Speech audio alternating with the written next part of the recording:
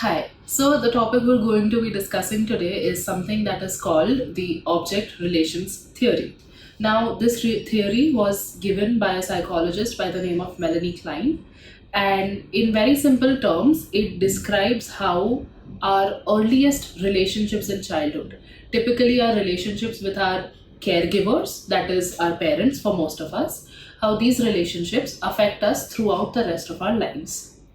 So essentially, object relations theory states that every person that exists in the world outside of us, every person that exists externally, we also create an internal mental representation of these people and of ourselves. And thirdly, we create an internal representation of the relationship that we share with these people.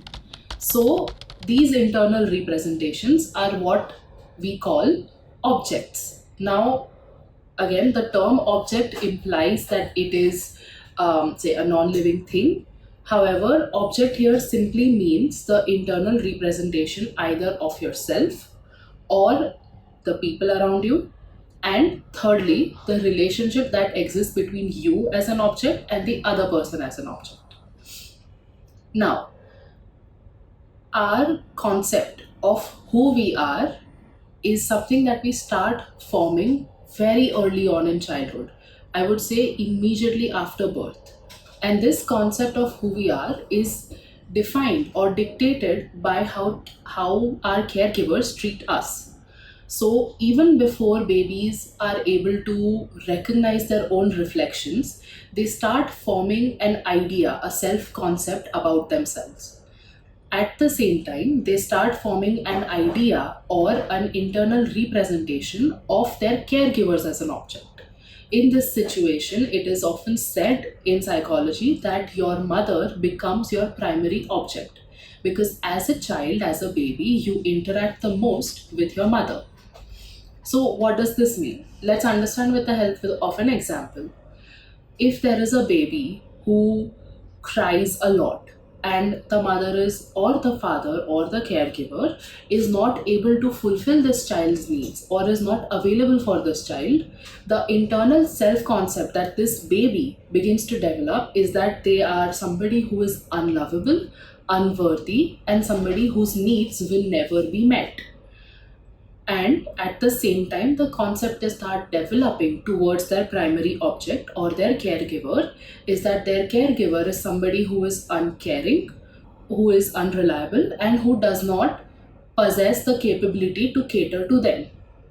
Now, again, these concepts are never set in stone. They can be changed as and when we grow through life. But essentially, this is the concept that starts forming.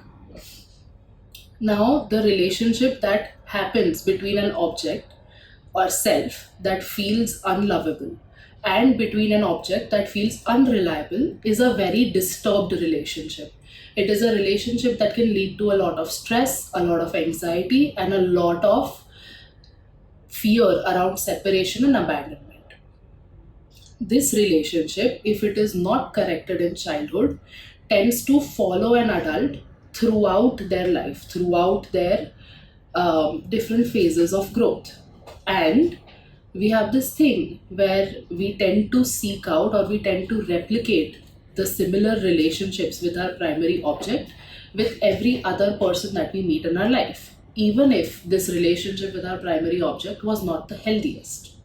So, what this means is that if you have formed a self concept for yourself as an infant of somebody who is unlovable, and if you have formed a concept for the object as somebody who is unreliable, you will continue to seek out people who feel unreliable to you and who reinforce that idea within you of you being unlovable throughout your life. Even if this may lead you to some toxic relationships, even if this may lead you to cause a lot of pain, because this is the way that the human nature works, that we feel more comfortable around relationship patterns that we are already familiar with. Now, I know all of this sounds very dark, it sounds very hopeless, but I'm here to say that again, these are concepts that are not set in stone. These are self concepts, these ideas about your internal objects are always something that can be challenged and that can be changed. Now, object relations theory primarily helps your therapist or even you understand how these early interactions with your caregivers, with your parents, continue to affect how you see yourself, how you see them and the world around you, and they continue to affect your capacity to build and sustain healthy relationships. So, based off of this information, it helps your therapist understand what sort of approaches they need to create to tackle which areas in you are hurt or which needs of yours are not being met. So that's all I have for you today, and I hope that made a lot of sense. I hope this helps. Have a great day ahead.